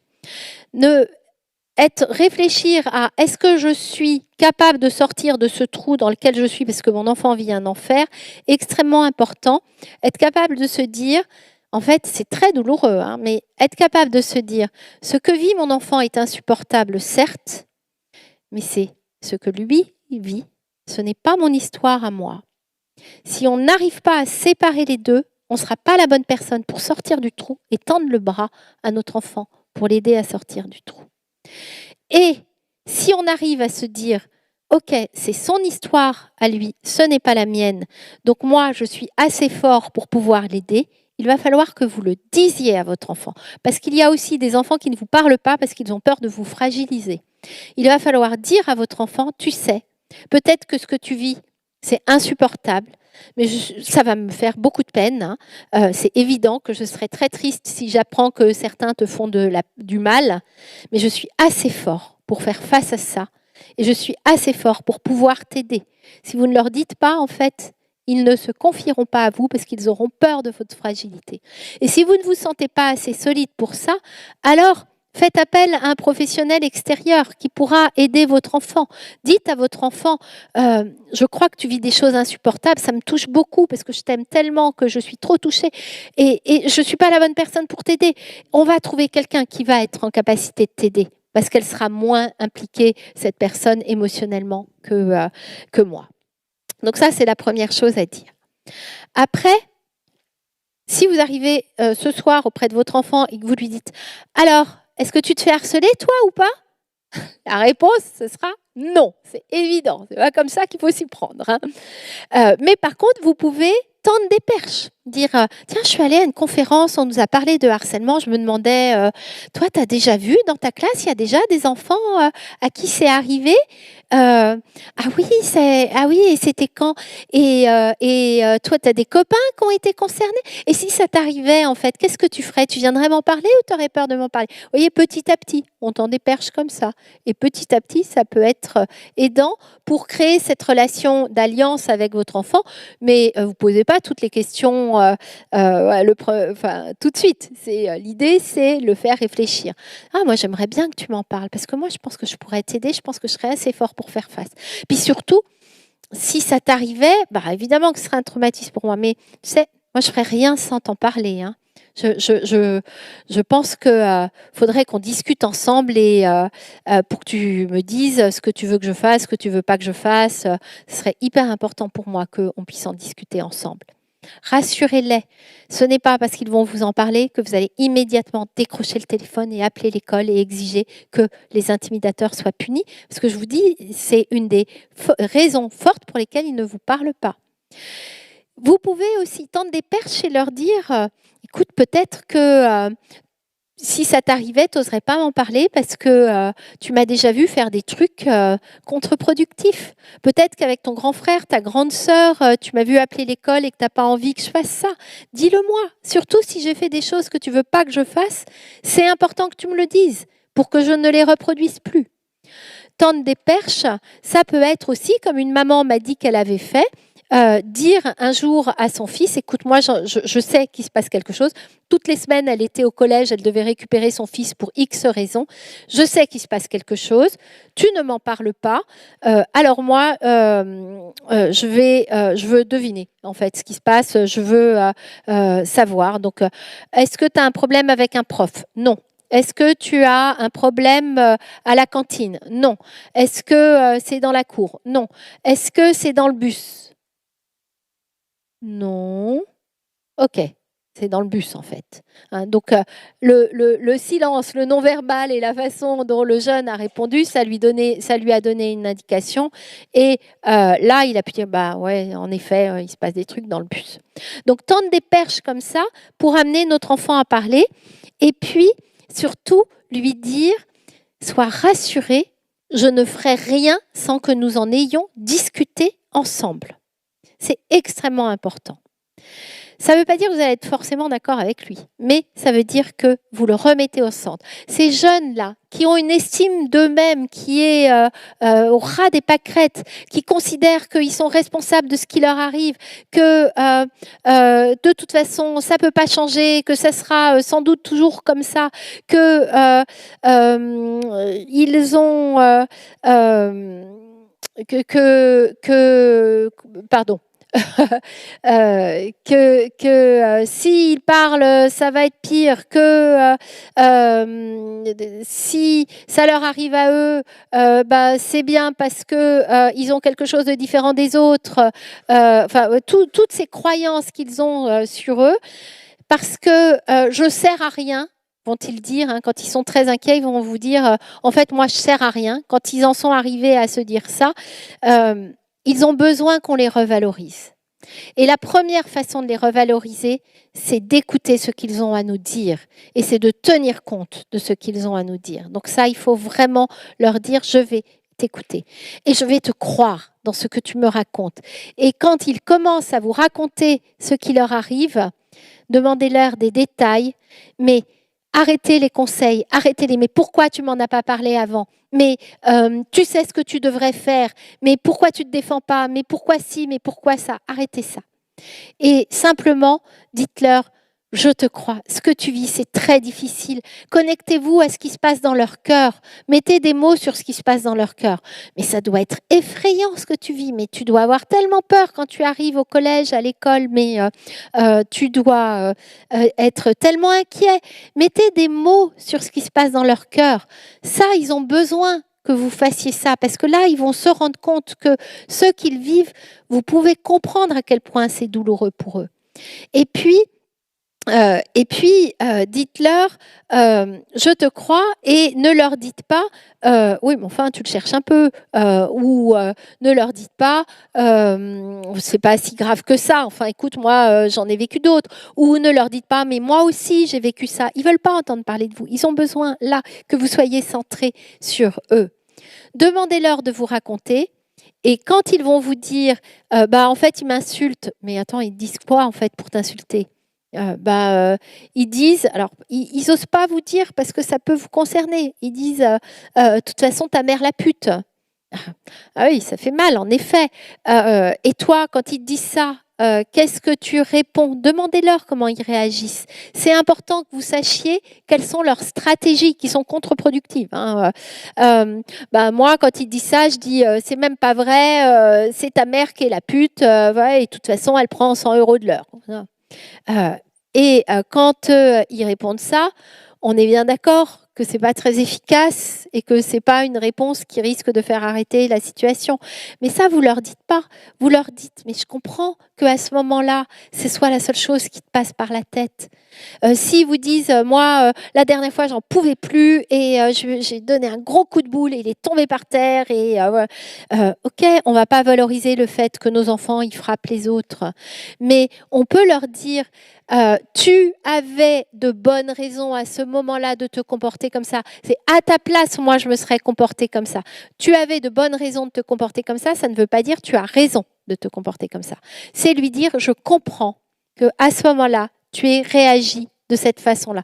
Vous le revalorisez en comprenant qu'il ait réagi comme ça. J'ai haussé les épaules et je suis partie.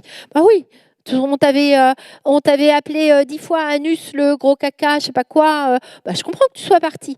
Vous justifiez, vous normalisez en fait tout ce qu'ils ont eu tendance à faire. Ah oui, mais je comprends que tu aies fait comme ça, mais je pense que n'importe qui à ta place aurait pu faire comme ça. Et là, tout d'un coup, ça les revalorise. N'importe qui aurait pu faire comme ça. Moi aussi, j'aurais réagi comme ça. Tout d'un coup, ils se disent, je suis pas anormal. C'est normal que je réagisse comme ça. Et puis, demandez-leur, qu'est-ce que tu crains le plus ? Qu'est-ce que tu ne veux pas que je fasse ? Demandez-leur cette question. Qu'est-ce que tu ne veux pas que je fasse ? Ils vont vous dire, à tous les coups, ils vont vous dire, je ne veux pas que tu appelles l'école, je ne veux pas que tu appelles mon établissement scolaire. Demandez-leur pourquoi. Pourquoi tu ne veux pas que je les appelle ? Parce que si tu les appelles, on va me traiter de poucave, on va me traiter de balance. Parce que si tu les appelles, ils vont demander qui c'est, ils vont les punir et ça va être pire pour moi. Donc écoutez. Et quand ils vous ont donné leurs raisons, à ce moment-là, vous allez donner votre point de vue. Vous pouvez dire, par exemple, je comprends, mais moi, je ne peux pas te laisser te faire maltraiter comme ça. Alors, ce que je te propose, c'est OK, j'appelle pas, c'est un exemple, hein, ça ne veut pas dire qu'il faut dire ça à chaque fois. OK, on n'appelle pas l'école, là, on se donne 8 jours et on réfléchit ensemble à la stratégie que tu peux mettre en place pour que ça s'arrête. Ou toi, tu me dis ce que tu as envie de faire pour que ça s'arrête. Mais moi, je ne laisse pas mon fils ou ma fille souffrir comme ça pendant longtemps. Et au bout de 8 jours, alors assurez-vous quand même d'avoir un suffisamment bon lien de confiance pour qu'ils ne vous disent pas ça s'est arrêté alors que ce n'est pas vrai. Au bout de 8 jours, vous lui dites qu'est-ce qui se passe, t'en es où, enfin, comment ça a évolué, essayez de suivre un peu au jour le jour, pas trop non plus, hein, parce qu'ils n'en peuvent plus de raconter leur histoire. Un peu au jour le jour, c'est pas dès qu'ils rentrent de l'école, du collège, du lycée, alors comment ça s'est passé, alors qu'est-ce que tu as dit, qu'est-ce que tu as fait, enfin voilà. Ça va, tu as envie d'en parler, hein, ça suffit la plupart du temps. Hein, parce que c'est lourd d'avoir vécu ça et de sentir qu'en plus, il y a papa et maman qui nous attend dès qu'ils ouvrent la porte pour raconter. Et vous pouvez leur dire, je ne suis pas d'accord avec toi. Tu me dis qu'il ne faut pas qu'on appelle l'école, mais ça se passe à l'école, il faut que la situation soit réglée. Oui, mais si tu appelles l'école, ça va être pire pour moi. Alors, que je te propose, c'est qu'on appelle l'école, on va décider ensemble qui j'appelle, on va décider ensemble ce que je dis, mais au moins, je vais leur dire, je ne veux pas que vous punissiez ceux qui ont embêté mon enfant.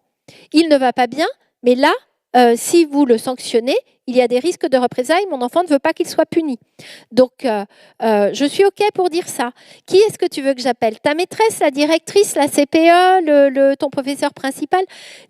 Préparez, si vous n'êtes pas d'accord avec eux, dites, je ne suis pas d'accord avec toi, mais on prépare ensemble et je ne fais rien derrière ton dos. Et vous tenez compte de ce qu'ils ont dit et ensemble, vous décidez avec lui de ce que vous allez faire. Vous le remettez au centre. Il n'est plus un objet qu'on prend, qu'on sort de l'école et on va décider pour lui ce qui est bon, c'est que les copains soient punis, c'est qu'il y ait une heure de vie scolaire. Il est central et on tient compte de ce qu'il dit. C'est extrêmement important. Ne faites pas non plus, s'il vous plaît, n'appelez pas les parents des harceleurs. C'est ultra contre-productif. Vous ne pouvez pas imaginer à quel point je reçois des enfants qui me disent le pire pour eux, c'est quand leurs parents ont appelé les parents des copains. Parce que les parents des copains, généralement, ils punissent leur enfant, ils en parlent à leur enfant et leur enfant se venge sur leurs copains de façon insidieuse et c'est pire. Et souvent, les pires situations, elles sont quand on a appelé les parents des copains. N'allez pas non plus voir les enfants eux-mêmes. Vous n'avez pas le droit de faire ça. J'ai un papa, son fils, il avait un plâtre, on lui a cassé le plâtre au point, on lui a tellement cassé le plâtre, on lui a tellement tapé sur le bras alors qu'il avait le bras cassé qu'il s'en est sorti avec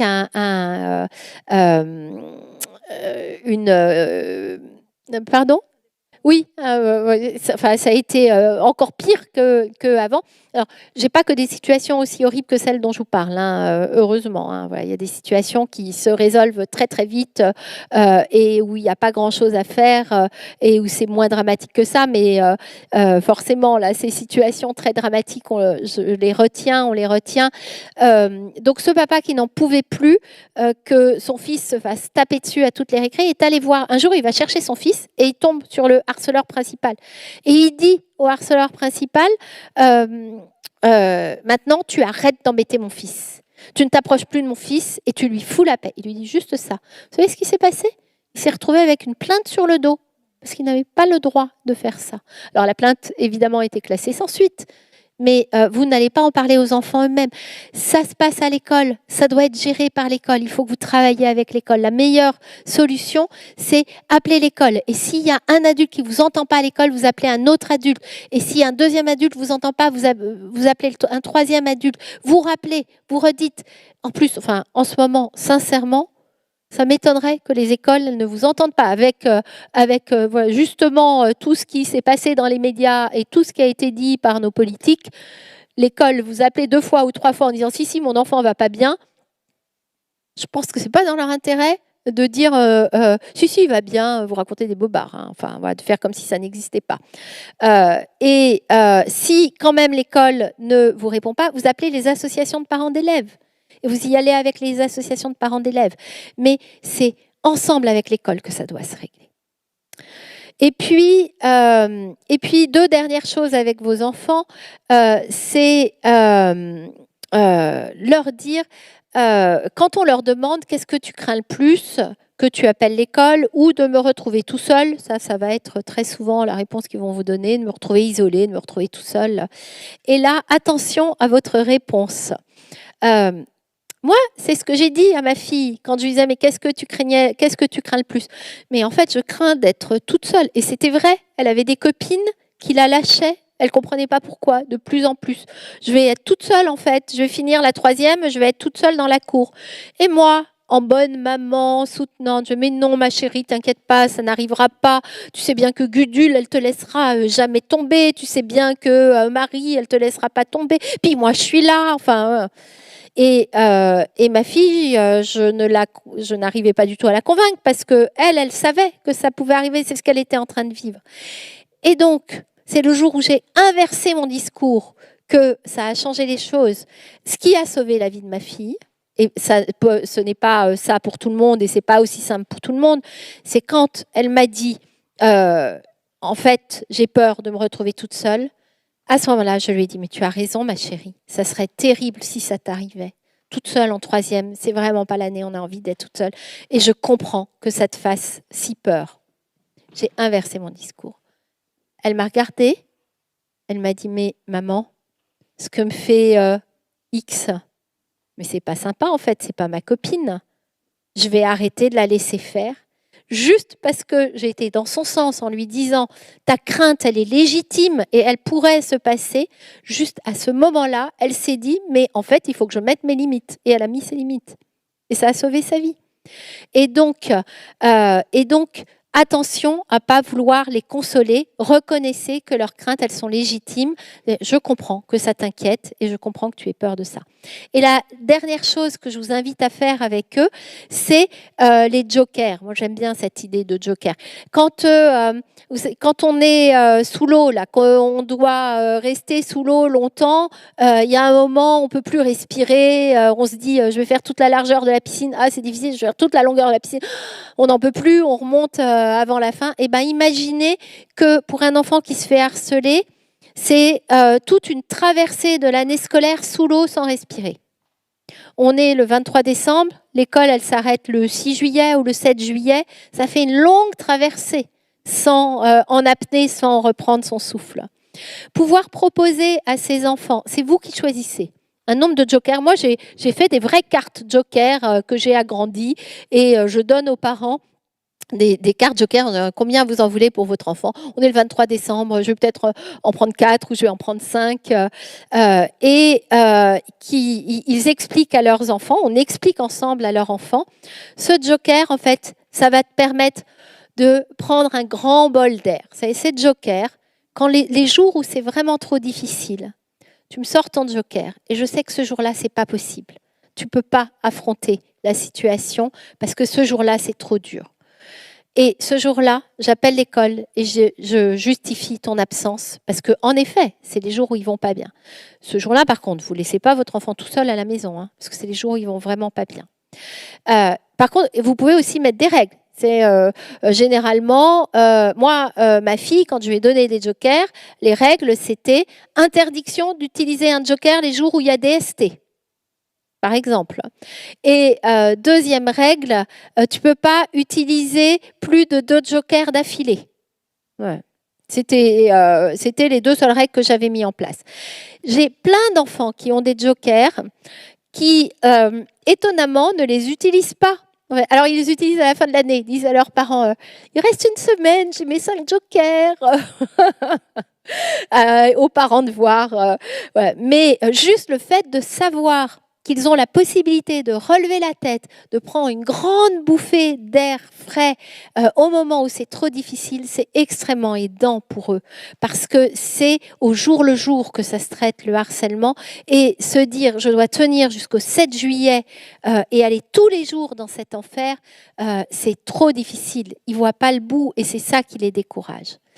Et dites-leur à quel point ils sont courageux, parce qu'ils le sont, hein. Ils le sont d'aller affronter ces situations-là. Ils le sont bien plus que nous, hein. Nous, on vivrait un quart de ce que certains vivent, on serait en arrêt longue maladie. Eux, ils vont tous les jours à l'école, au collège, au lycée. Donc, c'est important de les valoriser. Je vais juste vous dire 2-3 mots sur il est presque l'heure. En 2 mots, la méthode de préoccupation partagée, qui est la méthode que nous donnons dans les établissements que nous formons. Donc, c'est quand même une grande majorité des établissements scolaires, parce qu'il y a 26 académies, il y a 22 académies de France sur 26 qui nous font intervenir dans les établissements. La méthode de préoccupation partagée, c'est une méthode qui est non punitive. Donc, si vous êtes concerné et que vos enfants vous disent « Ah ça c'est résolu, mais on n'a puni personne », c'est normal si c'est cette méthode qui est mise en place. C'est une méthode où, je vous ai dit, c'est un phénomène de groupe, le harcèlement, où on va aller travailler ce phénomène de groupe en recréant un lien individuel avec chaque enfant.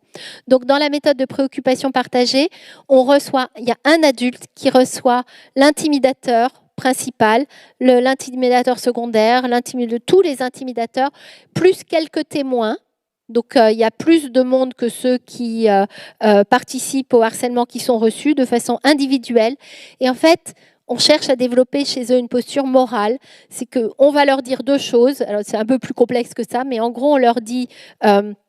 tel élève ne va pas bien, on nomme l'élève. Alors, ma fille qui s'appelle Éléonore. Donc, Éléonore ne va pas bien, on est très inquiet pour Éléonore. Est-ce que tu as constaté qu'elle n'allait pas bien? Méthode de préoccupation partagée, on veut qu'il partage notre préoccupation. Oui, non, non, tu n'as pas vu qu'Éléonore n'allait pas bien? Eh bien, écoute, tu vas être attentif et on se revoit dans quelques jours.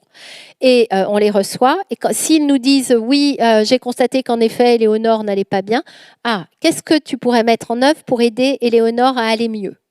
Et donc, on compte sur eux pour changer de posture et arrêter le harcèlement. Ça fonctionne. Si le ministère de l'Éducation nationale fait appel à nous, c'est parce qu'il y a des enquêtes. Toutes les enquêtes, il y a eu 2 enquêtes nationales et puis nous, on fait des enquêtes tous les ans, donnent les mêmes chiffres. On est entre 82 et 83% de situations résolues en moins de 15 jours avec cette méthode-là. Et voilà, ça permet vraiment de changer de posture et on n'a pas l'effet négatif qui est ensuite contre-productif, qui est lié à la punition où il y a des risques de représailles. C'est ce qu'on pratique sur Franconville. La méthode de préoccupation partagée, voilà, c'est parfait, donc vous pouvez être rassurés. Alors c'est issu... Voilà,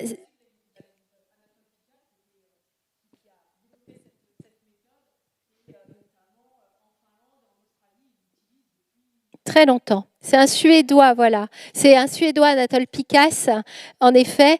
Et c'est la méthode Pikas adaptée au contexte français. Donc, ça a été adapté au contexte français par Jean-Pierre Bellon et Marie Cartier. Voilà. Donc, du Centre Résis avec...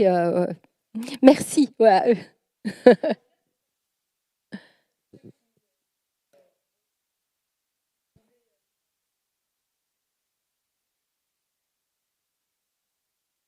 Oui. Alors, en français, vous les avez trouvés? Parce que nous, on les connaît en anglais, à part les livres de Jean-Pierre Bellon et Marie Cartier, d'ailleurs. Enfin, mais oui, c'est ça.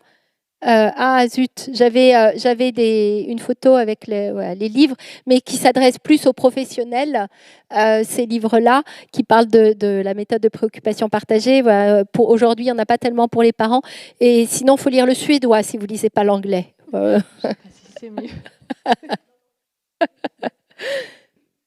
Voilà ce que je voulais partager avec vous. Rappelez-vous que vos enfants ce sont des enfants qui font des expériences et que quand ils sont dans la posture de l'enfant qui est harcelé, ils ont besoin de votre soutien, de votre écoute, de vos encouragements et ils ont besoin d'être pris très au sérieux. Et quand ils sont du côté des intimidateurs, parce que ça arrive aussi et que c'est compliqué pour les parents de savoir que nos enfants peuvent être intimidateurs, on peut utiliser d'ailleurs avec eux cette méthode, avec cette posture morale qui est pas, c'est pas dire si tu étais à sa place, qu'est-ce que ça te ferait. C'est nous sommes inquiets pour tel enfant, il ne va pas bien. As-tu constaté qu'il n'allait pas bien? Qu'est-ce que tu peux faire pour l'aider à se sentir mieux? Il faut se rappeler que ce sont des enfants, ils sont dans un groupe dont ils ont beaucoup de mal à se sortir. Et donc, notre rôle de parents dans ces cas-là, s'ils sont intimidateurs, c'est de les aider, les accompagner pour sortir de ce groupe et retrouver cette posture morale qui, la plupart du temps, leur convient très bien parce qu'il y a plein d'enfants qui sont intimidateurs, qui ne se rendent même pas compte qu'ils font du mal. Et quand on leur dit, mais en fait, tel enfant ne va pas bien, tout d'un coup, ils réalisent et ils arrêtent. Et il y a plein d'enfants qui font du mal et ils ne savent pas comment arrêter parce qu'ils se disent, si j'arrête, en fait, je vais perdre ma popularité. Et si nous, derrière, adultes, on est là à les soutenir et à les aider à changer de posture, ils sont tellement heureux de pouvoir changer de posture. Ce n'est pas des postures agréables non plus d'être intimidateur. Il y en a certains qui y trouvent tout à fait leur compte, mais il y en a une partie qui sont très contents de pouvoir changer de posture. Oui. Alors, il faut peut-être que vous parliez dans le micro.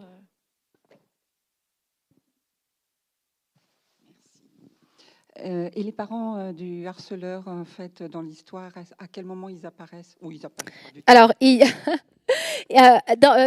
n'apparaissent pas. En fait, quand la méthode est mise en place, ils ne sont pas contactés parce que c'est plutôt contre-productif, ce qu'on a constaté. Puis surtout, c'est une posture, on fait vraiment confiance aux jeunes. On attend de lui qu'il change. Si on appelle le parent pour lui dire votre enfant maltraite un autre enfant, on espère qu'il va changer, on n'est plus sur une confiance absolue dans le jeune. Et donc, on contacte les parents des intimidateurs quand il y a sanction. C'est-à-dire, cette méthode, c'est une méthode qui est non punitive, mais il y a bien des fois, je ne peux pas vous la détailler, il y a bien des fois où quand même on dit, attendez, là, il y a un fait avéré, vous sanctionnez. Et dans ces cas-là, évidemment que les parents, ils sont informés, parce que quand il y a sanction, c'est normal. Mais quand on met en place la méthode, on reçoit des enfants, les intimidateurs, mais pas que, aussi des témoins. Et voilà, on leur fait vraiment cette confiance absolue. Donc, nous considérons que si on prévient les parents à ce moment-là, les parents vont en parler à leur enfant, ils vont moins changer de posture. Enfin, voilà, c'est plus contre-productif qu'autre chose. On informe quand même les parents qu'il y a cette méthode. Qu'il y a eu quelque chose avec leurs enfants. On informe les parents que l'établissement est formé, qu'il a une équipe qui prend très au sérieux, que si les parents sont inquiets, il faut qu'ils contactent cette équipe pour parler de leur enfant et que leur enfant pourrait être reçu à titre individuel pour différentes situations. Ça ne veut en aucun cas dire qu'ils sont intimidateurs, mais s'il n'y a pas de sanction, non, on ne les informe pas plus que ça. Merci. Est-ce qu'il y a d'autres questions? Il y en a peut-être d'ailleurs, non. Sur Internet, non?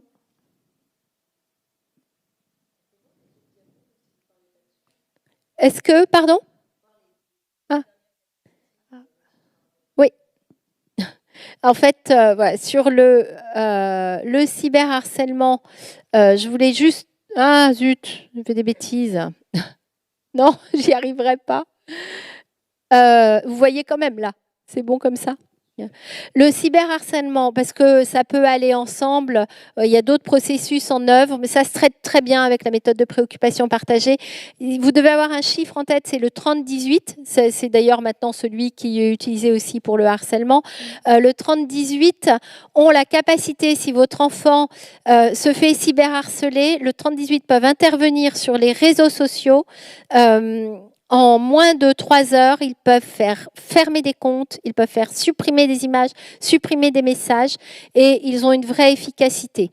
Donc, voilà, le 30-18, c'est à avoir en tête quand on s'inquiète pour son enfant. Et rappelez-vous que vos enfants, s'ils se font cyberharceler, il faut leur dire aussi, si tu te fais cyberharceler, tu es victime, hein, voilà, ne les accusez pas, ils sont victimes de cyberharcèlement, peu importe les images d'eux-mêmes qu'ils ont pu partager, ils sont les victimes.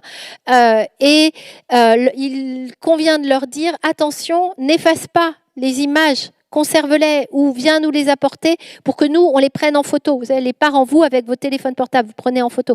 Parce que si les enfants, ils font des captures d'écran, généralement, ça leur est reproché. Et en plus, ça fait une capture d'écran. Qu'est-ce que tu veux en faire? Tu veux nous dénoncer? Parce que s'ils effacent, s'il n'y a pas de preuves, or, je dirais, le seul élément positif dans le cyberharcèlement par rapport au harcèlement, c'est qu'il y a des preuves.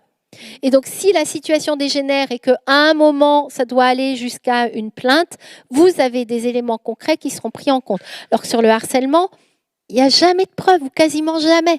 Donc, 95% des plaintes pour harcèlement scolaire sont classées sans suite. Pour ça que c'est pas très utile de le faire tout de suite, parce que c'est très douloureux. Quand on va porter plainte et que la justice ne vous reconnaît pas comme victime, il vaut mieux se dire, testons d'autres façons de faire. Et après, voilà, c'était ce que je vous ai dit. Accompagner nos enfants dans leurs épreuves, lorsqu'ils se retrouvent, je vous l'ai dit oralement ça, hein, en position de cible, ce sont des enfants comme les autres.